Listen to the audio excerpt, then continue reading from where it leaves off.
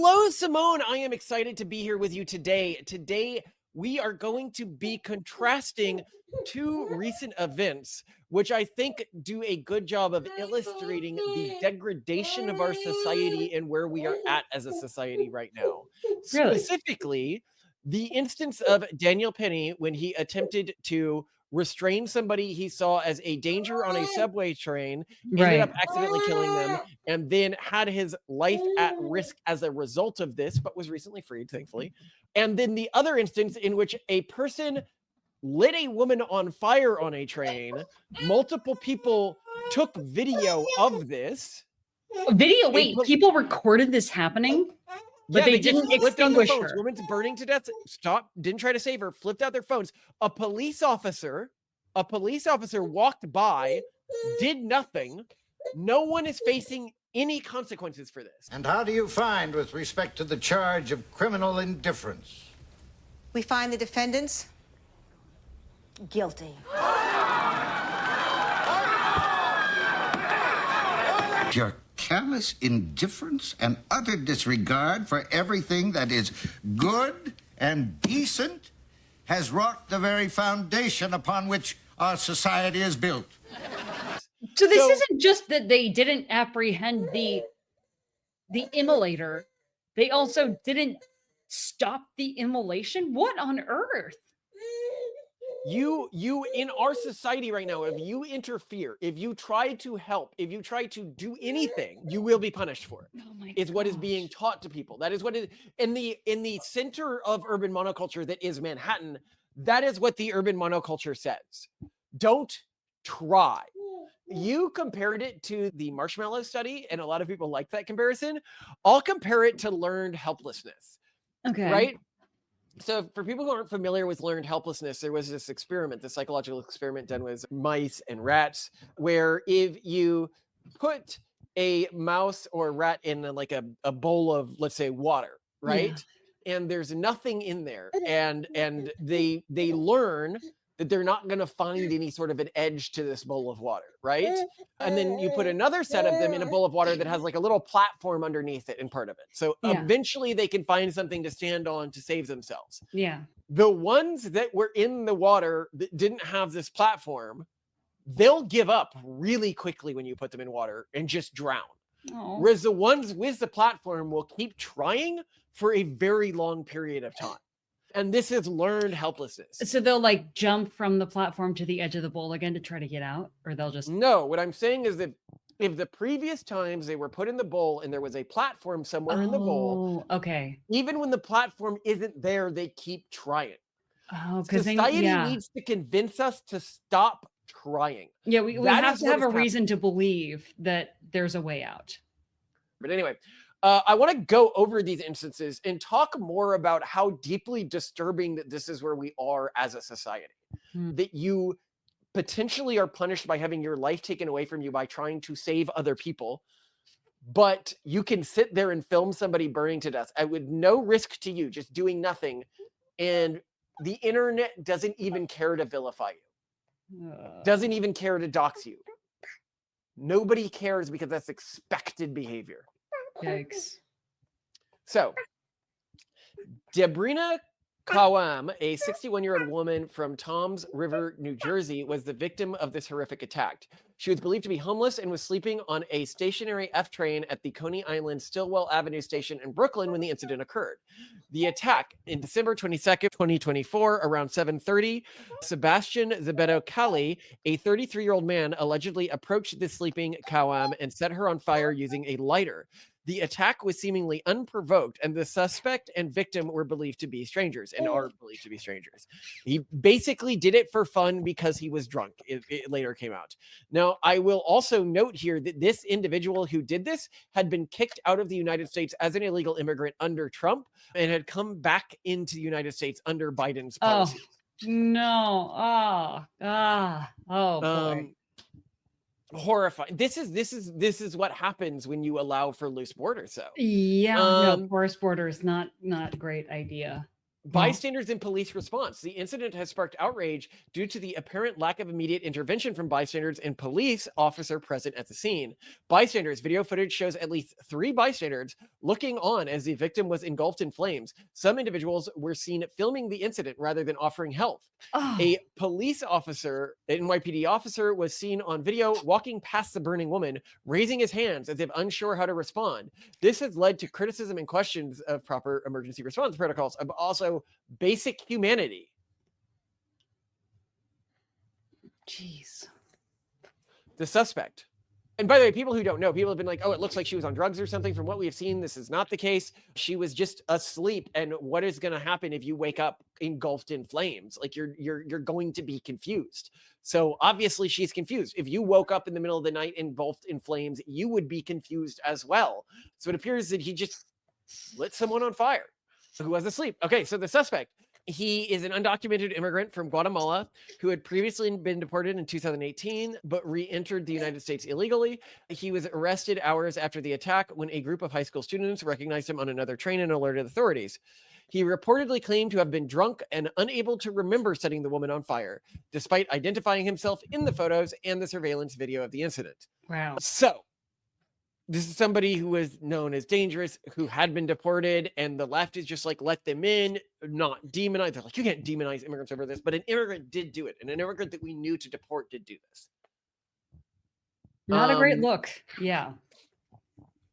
Not a great look, but also there were at least 3 people just sitting there watching, flipping out their phones as this happened. If you have time to film someone being lit on fire, you have time to find some kind of blanket or material to throw over them to extinguish the fire. Yeah. That's what's so sobering. They're also around any station, typically break glass to get water hose out. Yes, there should have been fire hoses all over the place. It would have Yeah. required a trivial amount of work to find a fire hose. Not a fire hose, but a fire extinguisher. In a New York subway station, Yeah. nobody Yeah. got up. Nobody even looked. Nobody even tried. I'm But so why confused by didn't this. anyone Yeah. try? Well, there might have been a chilling effect from something that happened a year before. This is the Daniel Penny case. The Daniel Penny case involved a fatal incident that occurred on the New York subway station on May 2023. According to witness accounts, Jordan Neely boarded the F train and began to shout that he was hungry, thirsty, and needed a job. Repeatedly screamed that he was, quote unquote, ready to die and not afraid of going to prison. He removed his jacket and threw it on the floor. Some witnesses reported that he was throwing trash at other passengers and approaching people. So he was throwing things at people and making, quote unquote, half lunge movements and came within half a foot of some people, according to passengers. Oh, gosh.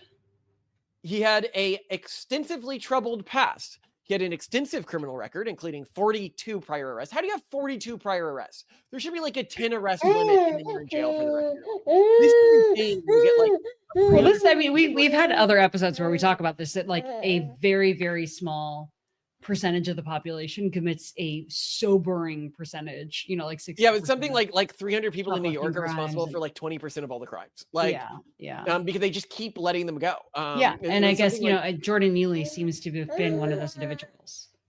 Yeah. Now, these charges incurred larceny, theft, and assault. And so it's like, oh, assault. They seem to bury that one in a lot of the newspapers. So I was like, what are these unprovoked assault cases? Okay. Had a 2001 assault in which he attacked a 67-year-old woman. She suffered a broken nose, a fractured orbital bone, bruising and swelling at the back of her head. There was a 2019 assault in which he attacked a few different people in June. How did he even attack multiple people in the same year on the subway? You should not be out of jail within a year if you were attacking people on the subway. He attacked Foman Castillo Bazar, a 68-year-old man. Seems to really love attacking old people. And the victim reported he was punched in the face without provocation. And then in another instance, he broke a victim's nose that year. And then he pled guilty to another misdemeanor assault in another instance. Oh, and he also exposed himself to a female stranger on the subway. So, you know, likely to commit sexual assault and stuff like that. And then if you look at the public, like, what did they hear? They're like, oh, poor Michael Jackson impersonator who had mental health problems linked to the trauma of his mother's death when he was 14. It's like, that was decades ago. What are you on about? How does that excuse his current actions? When No! How could this happen? Where did society go wrong? How could the system fail this poor man? If only he'd had a better school! Do you want some hot cocoa? Huh. The cause of injury seems to be socioeconomics. Most likely an underfunded library. That's it? You shot this beautiful man for no reason! She's evil incarnate! He was stabbing. Murderer! Murderer! He was expressing himself. Nothing ever. I think we're allowed to have conversations about providing better resources and mental health support or whatever to young people and to people in need, but also to not excuse this behavior. Like you can have both. You can be empathetic and you can take care of people, and you can also make sure that people are not putting more people at risk. I mean, what new trauma is being caused by this person who's out at large hurting other people? Oh no, you nearly beat an old woman to death. Let's see if you should be tried. Oh no, it appears your mother died. Everyone's fucking mother. How is this even a traumatic event, right? It appears your mother died. Okay, well, we're not gonna, and there's this skip from Freedom Tunes, I think goes over this very well, which is to say that we as a society almost pathologically are unable to see people who are in hard spots in life or in a worse situation than someone else in life as the perpetrator of a crime. This is the entire mindset of the left, whether it's in how they view Hamas and Israel, whether it's how they view this instance, whether it's how they view any instance. If somebody is in a worse situation than somebody else, they cannot be victimizing the other individual. This is how you get instances where people are, chasing down Jewish kids on campus, and the kids are having to barricade themselves in libraries and stuff like that.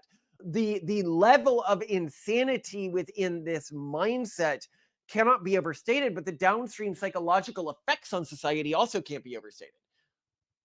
I'd love it if you could talk a bit to this. Well, this also shows a very disturbing lack of intellectual depth that you can have, a truly victimized and hurting population, and that same victimized and hurting population are in turn hurting a lot of other people. Like, these two things can exist together. And if we cannot have conversations about these complex things, if we are only capable of reducing things to, this is the victim that we have to protect, and this is the evil aggressor, and this is the hero. If we can only speak in these really simplistic ways, we will never be able to address the world's wicked problems. And I'm not even saying solve, because some wicked problems are impossible to solve in a single generation, but we cannot even begin to ameliorate their problems. We're only exacerbating them by reducing them to this level. So a lot of this stems from this incapability of us to have nuanced conversations that I think people used to have more in the past.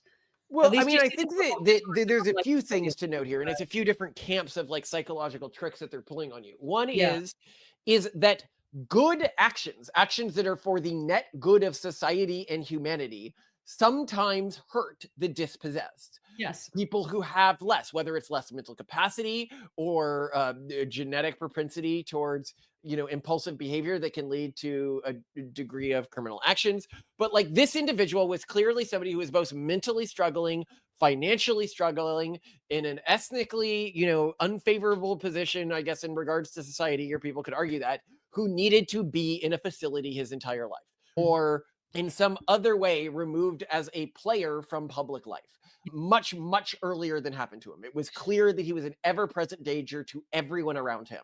Yeah. And the individual who restricted this person based on his past behavior, given that he gave a 68-year-old woman like a fracture in the back of her skull, like, he was going to kill someone eventually. This individual saved a life almost certainly. Well, this reminds me a lot of the Park Slope man who killed the dog, where there are just these very dangerous people who have frequent records of assaults or making people visibly uncomfortable, being jailed multiple times, threatening people regularly, and lurking around. And there's just this collective understanding that, well, until they murder someone, we can't really do anything. Yes, let's not wait till somebody is a murderer to put them away. And I think it's very frustrating too for people like policemen who, I mean, okay, so you mentioned that the policeman who walks by in this footage of the woman being set on fire, throwing up his hands. I feel like that's symbolic of a lot of people. Is we've been taught not to. Well, yeah, it's like, what am I supposed? Like, great. What am I supposed to do now? Right? Like, once again, I am going to be demonized for not doing anything. But if I do something, I'm going to get in a lot of trouble, or I'm going to have not done it right. He could have looked for a fire extinguisher. These people could have looked. This incident showed that what he understood and what the other passengers understood is there are no societal consequences for not helping. That's true. That's true. Like the one thing that you're allowed to do is nothing. It's take out your phone and film it. Taking out your phone and filming, yeah, there's that. But that's so bad because the society that thrives is the one that says, if you see a mess, no matter who made it, you clean it up. If you see something broken, no matter who broke it, you fix it. Like that is the society that thrives. And that's what we've always tried to make this a culture of any company that we've been associated with or run. If you see a problem, it's your responsibility. I remember how much you struggled in the early days of acquiring our company, explaining to people, it doesn't matter if you created the problem. If you spot it, fix it. It doesn't matter if you spilt the milk, and this is something that growing up culturally was taught to both of us. It doesn't matter who created the problem. All problems are your responsibility if you're the only one willing to do anything about it. Yeah. So many people have asked us that, like, why are you trying to solve this problem in society? Why are you trying to solve this problem? That sounds insane. I'm like, no one else is doing it. Yeah. Yeah. That's why now the whole thing is, I don't know. I feel, you remember with the DC Metro, if you see something, say something. Yeah. I think the London Underground also has those messages. Now it's just talk about it. And I think that's the same thing that's happening with the way that we're raising children. It's if you see something, say something, appeal to authority, complain, talk about it, but don't take it into your own hands. Don't fight back. Don't punch back. Don't build new rules, just appeal to authority, upload it to social media, record it, submit a complaint, talk to the manager, like we're being turned collectively into, at best, Karens, at worst, like faceless NPCs. I mean, like this is a scenario in which being a Karen is almost a point of pride because at least they're doing something, like what on earth? How has it come to this? This is so bad. Well, how has it come to it? Well, this is how it comes to this. This is how it comes to this. Is people like Daniel Penny, that anyone, and that the media, the legacy media, they acted like he was a villain. They're like, white person kills black person protected class. He's a villain. They didn't consider this guy's past actions. Well, I mean, we saw this again. You keep seeing this. He's like a thing, right? Like, obviously this person was a villain, right? Like he would have hurt somebody eventually. And yet police officer, bad guy. There's no nuance here. But all of society has been trained on this. If white person kills black person, it's very much like the old lynch bombs. Oh, you convince you random black person, even if it was in self-defense, killed white person. Oh, random black person, even if it was consensual, slept with white person, time to get the lynch mob ready. And this is what happens when you build racial hierarchies and why racial hierarchies are evil. And I mean, Daniel Penny was just a lynch mob. It was just a traditional lynch mob. Yeah. Do you think if Jordan Neely was white, do you think that this would have played out this way? Nothing. Totally different. So if Jordan Neely was white, and like everything is exactly the same, even the Michael Jackson impersonator, like all that. Nobody would have given a flying fuck. Yeah. Yeah. It's true. No one would have cared. Well, or maybe Daniel Penny would have been seen as a hero. Do you think? If let's just switch the races. If Jordan Neely was white and Daniel was black, he would have been a hero by mainstream media standards. I don't know. Oh, come on. Have you heard of a single incident? No, and I mean a single incident in media in which a black person killed a white person and was by mainstream media painted as the bad guy in the last 5 years? I almost feel like now, okay, what is my subconscious saying to me right now? It's saying that homeless, crazy, and dispossessed people are kind of this new untouchable, like I'm talking about the Indian caste in the United States, but in this really weird way. Like that they're untouchable both because they disgust us, but also because in some way they're like this protected class that will poison us through reputational damage if we have any association with them whatsoever. And therefore, like, people aren't going to make you a hero for stopping them from doing bad things. They also aren't really going to make you a hero for working really closely with them because I think you're wrong about this. I have regularly seen progressives brag about hanging out with homeless people, engaging with homeless people. I you think know the last time that I came across someone who proudly and openly did work with homeless people, and this was actually really cool work. What he did was work with homeless people to reestablish ties with their actual original communities and support networks. yeah. So like, hey, well, let's reconnect you with your parents, with your brother, with your whatever, like sort of like because they just lost touch with a lot of their basically true family and larger kin support networks. And by reestablishing those ties, they were able to get these people jobs again, homes again, like back on their feet. And this is one of the more consistent and proven ways to Oh, help it people. actually helped people. Let me guess, you was a conservative? I don't remember. I didn't like note that in my notes with when I spoke with him, but that is actually, I think, a really interesting thing is that, you know, in the end, the thing that could save us all is returning to community, returning to kinship networks. That's who's, I mean, the But you police aren't can't good. do that. The urban monoculture specifically works to break up kinship networks I through know. these like trauma ideas Well, and but here was narratives. this guy trying to do what he could to do it. But I would say again, that was I think 2019 when I met him actually. That's the last time I heard of someone proudly and openly working with homeless people.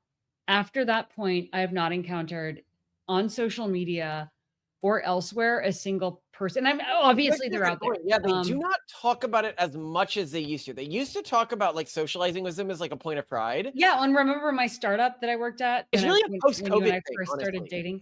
Yeah, I think in 2019. But then again, and that's what I'm saying. In 2020, when all of this really reached a flashpoint with the riots and like a lot of cases of people either on the edge of homelessness or sort of being in this class of kind of like because a lot of homeless people are homeless because they're mentally unstable and kind of dangerous.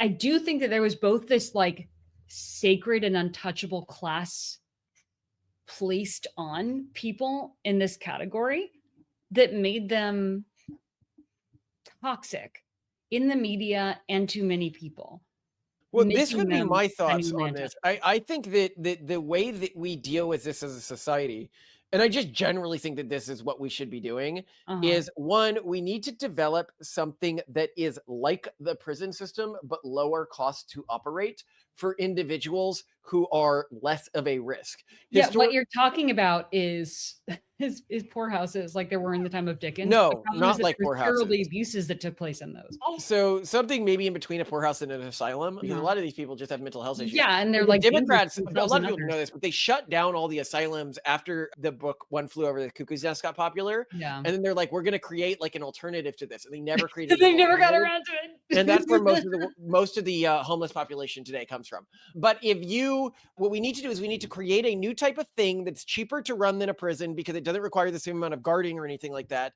And what I would Doesn't make require the these same as amount of not guarding. what? No, not a poorhouse. A literal guarded facility. This is for anyone who is homeless Mm, who commits an assault. uh-huh. If they are both, I am okay with homeless people existing in this world, but I think a different set of rules needs to apply to them if they are assaulting random people. Well, and or maybe shoplifting too. Like basically if they are Yeah, if assault or they're shoplifting. I like it. undermining social cohesion and stability, then they yeah. Um, And people are like, oh my God, that creates a two-tiered society for the home havers and the homeless. And I'm like, whatever, fine. It would fix a lot of our problems really quickly, both for these individuals. Like, do you really want these individuals to keep staying out there until they murder someone or are murdered? Imagine, because you're thinking about this from the perspective, the woman who was burned to death was also homeless. Imagine the women who have to live every fear of being raped by one of these men because we keep letting them out after they have assaulted and exposed themselves to multiple women, and everyone knows that no one's going to do anything if one of these homeless women goes to these people. There is a reason, even for the protection of the homeless community, to be much more draconian in the way we apply rules to the community. Well, yeah, in fact, a lot of people who are homeless do not go to homeless shelters because they're so afraid of things being stolen from them. They're so afraid of assaults. Yeah, that's true. I think if we recontextualize the way that we handle this community, we come up with different types of institutions to house them that are not as costly to run as prisons, that don't have the oversight of prisons, but also help. Because there's a number of people like this guy who just like randomly assault people, right? Like there's a reason you can't hire someone who randomly assaults people, okay? There's a reason you can't hire someone who lunges at a few inches from somebody's face or randomly hits old ladies. Like, that's not normal human behavior, and yet a portion of the human population is going to betray this behavior because there's going to be a portion of humanity that is outside this like normal human boundary. Well, what do you do with them? Right? Like, what do you do with them?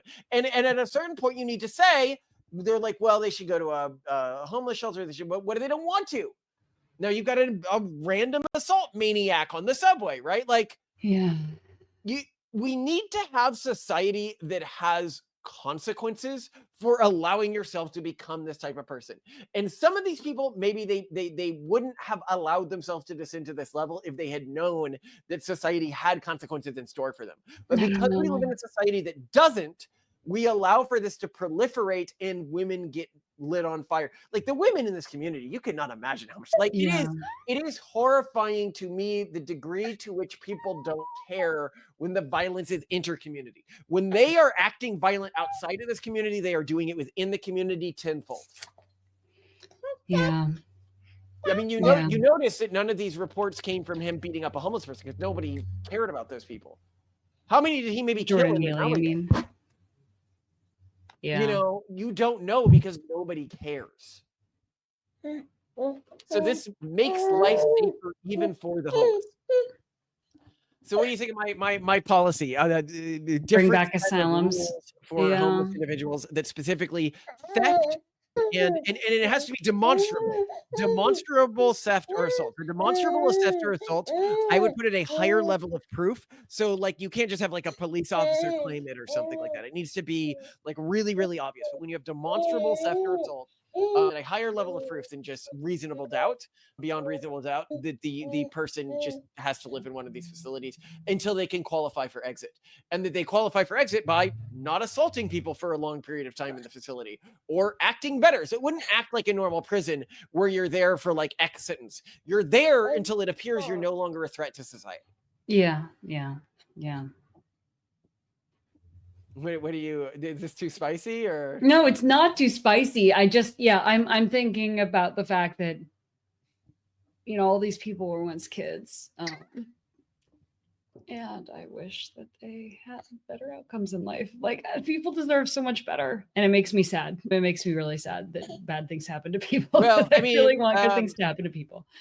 If you're talking about the types of things that can happen at these facilities, I do remind you that of adoption, the 1% of children who were adopted from people parents who had I think it's felonies on their resumes, committed 33% of the crimes of all adoptees. Well, this is, again, like, people, you know, talking about demographic collapse who are like, let's just ban birth control. Let's just ban, like, no, we don't need unwanted children. We don't need people who do not have their lives together and who are not, you know, resourced enough to raise kids well and take care of them and love them to have kids. Are you insane? Oh, let's just ban condoms. No, shut up. Stop. Go eat a can of tuna and just cheer up. I don't know what to say. Go eat a can of tuna? Yeah, sorry, I was watching this long video. Wait, this is one of your Pinterest videos that you have on while you talk to me? No. I don't watch videos while you. No. I was watching before we recorded this podcast. This long, like biography video on YouTube about RFK. He apparently ate a lot of tuna. I think that I'm people thinking about can't tuna. conceptualize when you mention something like the woman burnt alive. They can't conceptualize the pain or the cruelty that's involved in this. And the guy's like, Yeah. I was drunk. I don't know, whatever. Like we do not like we just need to have a better understanding that sometimes a person can be dispossessed and a danger to society. Yeah. And we are just like unable to accept this. Yeah. And that you can be a victim and that you can have been wronged by society and that you can deserve better, but also that you can be capable of doing terrible things and you should be removed from mainstream society because you're a danger to other people. Like all those things can be true. All those things can be true. We can do better. Yeah. We can do so much better. And there needs to be better systems. And also like those people should not be on the streets hurting other people. Yeah, I agree. Well, I mean, we got to go full El Salvador here. Hey, if you look at how well his country's doing right now. Yeah, that is What an really exceptional wild. person, by the way, to have pulled through everything he pulled through, dismantling the gangs, moving to Bitcoin. He's so forward thinking. I really. Yeah. What a visionary. Yeah, I need to read more about what's going on there and how it's playing out.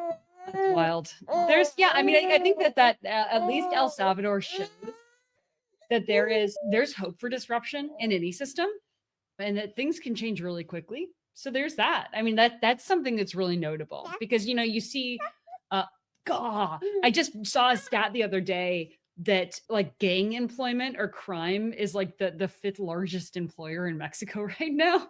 Like you see Mexico and you're like, oh gosh, like they're just gone forever. Like, guess I'm just going to write off Mexico now. But no, because El Salvador was able to pull off a huge change. It was able to crack down. Like countries can turn around.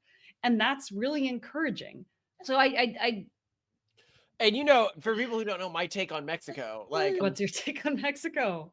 Well, Peter Zeihan hates this particular take. He's like, you cannot occupy Mexico. It's too big. I'm like, no, you can occupy Mexico. And I don't know. It is really sprawling. I don't know what you're talking about here. Are you serious? You can occupy Mexico's a mess.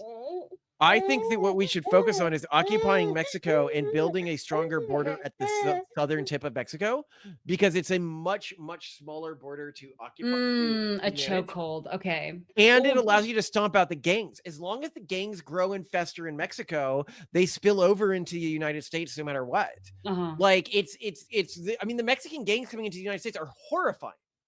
That we have allowed. So wait, what are you saying? Like, so occupy Mexico, like invade, like take over, or just what? I think that Mexico, we need to find a way to partner with somebody who ends up becoming president of Mexico. Okay. So install a false but very collaborative leader in Mexico, and not a false. I think that the Mexican people can understand the benefit of America developing a mutually beneficial relationship in which the country is under a U.S. military. Okay. So, here's how it would go. Rogue U.S. nonprofit or like a dark money operation does a kind of like an AOC style. You've got talent. America's got talent.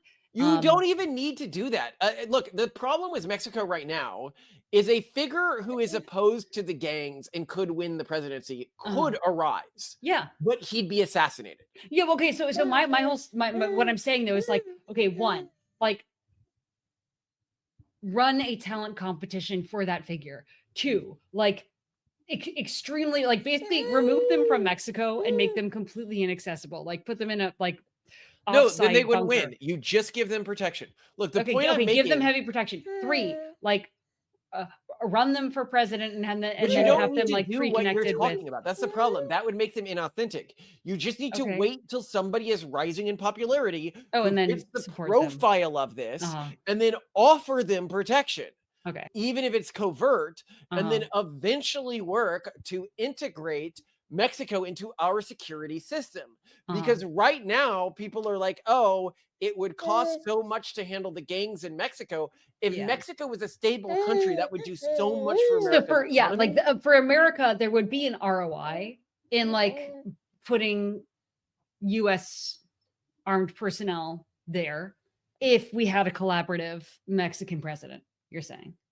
Like if they were Yes, willing there to. would. Yes, if you could stabilize the safety, that's the core reason it's still so cheap to manufacture in Mexico. In fact, the core downside of this is that Mexico would increase in value so much. The goods made there, the labor there would increase really quickly. The only reason it's artificially low now is because of the gangs. Like Yeah. Mexico should not be as poor of a country as it is. It makes no sense that Mexico is as poor as it is. Yeah. It should be like if you look at like China, like why is it cheaper to manufacture things in Mexico than China? It's just the gangs. Oh, man. Yeah. Yeah. Okay. That's an underrated opportunity. No one's talking about that. Which Well, is and the other thing that interesting. people don't talk about is our border with Mexico is fucking enormous. Yeah. Mexico's border with its southern neighbor is tiny. Yeah. If you put a We could choke build the wall point there.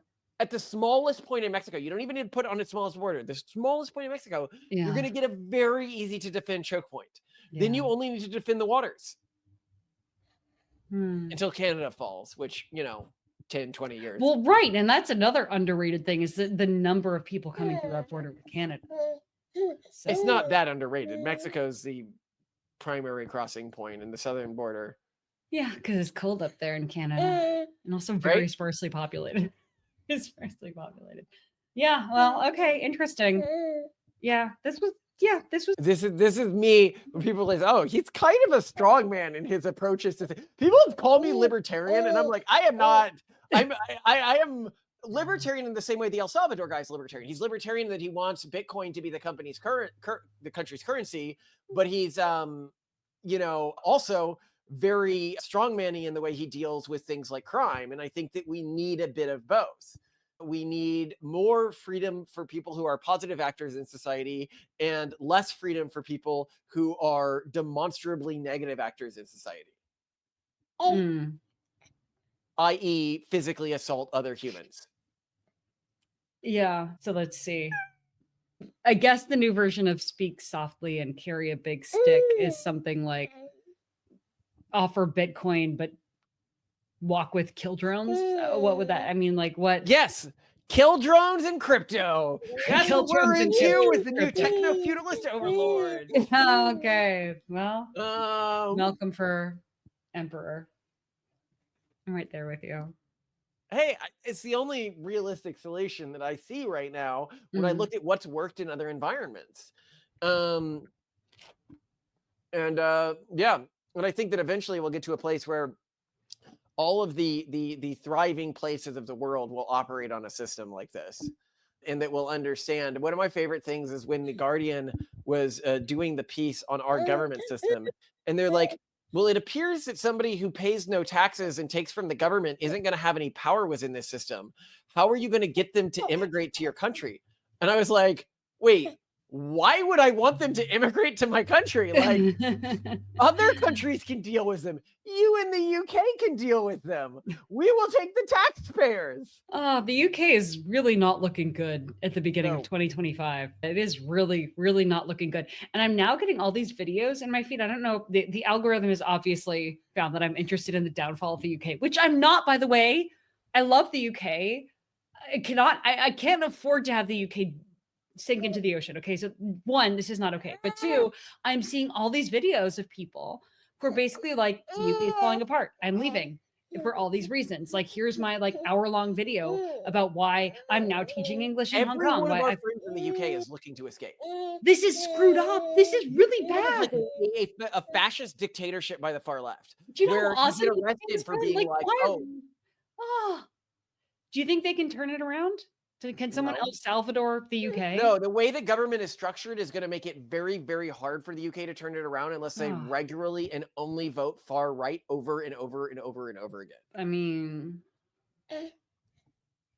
they might, but they're so milquetoast on so many things. It's really the annoying. far right in the UK is so pathetic. They're like banned pornography types. They're like,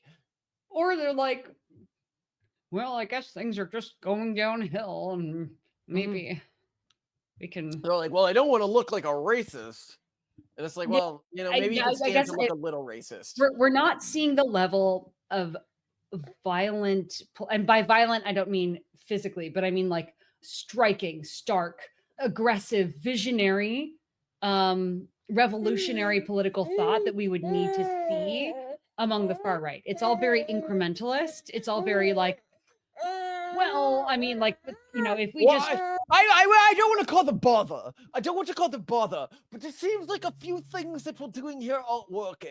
what kind of accent is that? I'm trying to do my yaw accent. Oh, One of my favorite, so on a recent video we did where we were talking about how in the UK, like girls are in these like gang rape groups, and Grooming. obviously there is, Grooming.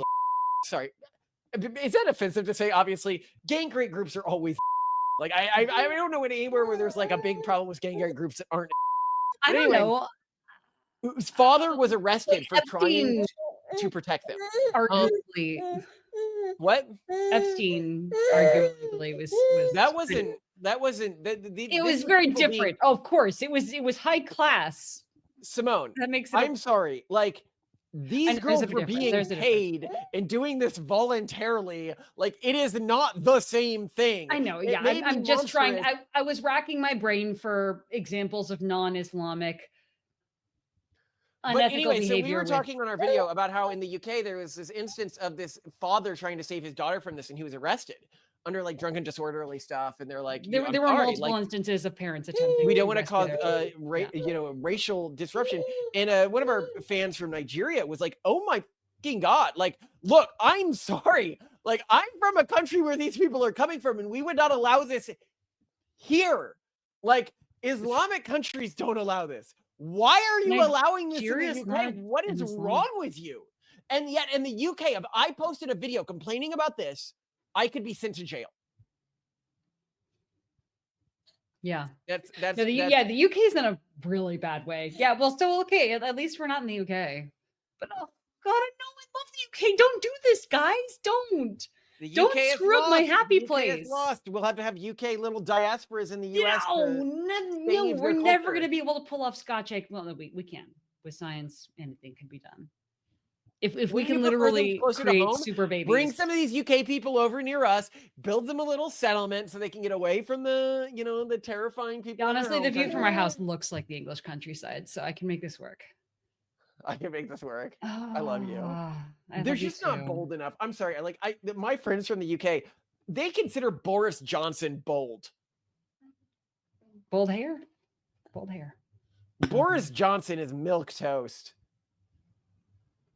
Yeah, well, Anyway. yeah, I guess where things are with the UK now, we need much more bold action, and I would encourage our friends in the UK. What they need is an Oliver Cromwell to come back in and tidy things up for them. Yeah, Or Margaret Thatcher. I love Margaret Thatcher. she was great. Oh, what a lady. Yeah, it could happen. Maybe. Anyway, I love you to death, Simone. You are the absolute best. We go get and yours I- started. Yeah, and I'm Because so that's excited for our ear-rending. initiatives. And anybody, yeah, Taquitos. we love you guys, our fans. You make all this worth it. Genuinely, though, harassing like I'm Europeans. kind of honored, surprised, I don't know, like humbled by the caliber of people who watch this. Which is why we need to get more of them to donate their money to us if they die. So one of our fans said this. I was like, no, we got to set this up, and what we're going to build is a DNA data bank.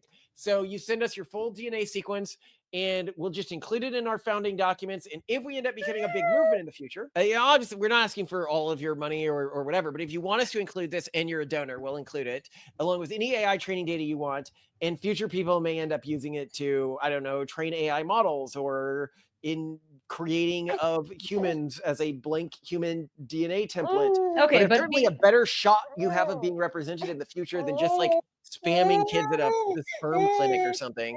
But beyond that, if you are watching this because you feel intellectually isolated, and you're watching this because some people who commented on another episode mentioned that. Remember that there's a Discord that we have where it's a really great community, and a lot of people who come to us saying like, hey, I also feel really intellectually isolated. Is there anywhere I can go? They've enjoyed the Discord a lot, and it's a really great group of people. So, and it's if very, you are- very active. if you're inclined to do group chat, Malcolm, please, if you could leave a link there. I would encourage you to check it out. And we hope that this helps you feel less lonely in addition to hanging out with us. And we are honored to have you here. So, okay. Love you to death, Simone. You are Love an you too. absolute princess. I love you. And I will get your rendang taquitos started. And please get the kids. Are we doing rendang taquitos tonight or more of the lemon rice? That lemon rice was so good. Oh, I can do more lemon rice. There's just not a whole lot of the rendang left, but I can do some of those Indian appetizers to accompany it. No, that doesn't really work. Do the taquitos. Okay, taquitos. But I also have like refrigerated the rice. Or Well, if you want lemon rice to, was the next day's dish. By the way, lemon rice, amazing. You're a great cook. so good. You know what the secret is, I think, is sugar. Did you try the lemon rice, by the way? Yes, of course. That's like I kept swiping bites. It's really good. It's Lemon, really, coconut I'm rice. only lemon rice from now on, baby. You know what? Actually, here's the thing. I want you to invent new types of rice. Orange rice? Sorry, it's not no lime coconut rice. But I want you to experiment here. For the record, it is in a rice cooker. Put jasmine rice with not light but heavy coconut milk instead of water. After, of course, rinsing the starch out of the rice. Add the zest, like per 1 cup of rice, you're adding the zest and juice of 1 lime. So I did 3 cups Zest of means rice. you're scraping the outside. Yeah, you're grating the outside of the lime, and then you are putting all the juice in there, and then you also put in. I think I put in like at least a tablespoon of sugar and some salt, and that I think really made it. Oh, so good. Anyway, okay, I love you. Bye. Love you. Bye. Oh, That snow. isn't it so pretty? Yes. Oh my gosh. All right, do a prenatal conference pitch. Oh, yes. If you want to have a good time and meet a bunch of other prenatalist families. And also there were a lot of just single young prenatalist people too. Go to the Natal Con in Austin this March. You can get a 10% discount on your registration if you enter the code Collins, because we are here for you. And hopefully we'll get to meet you in person this spring. Oh, what? What are we doing? Oh no! Ah!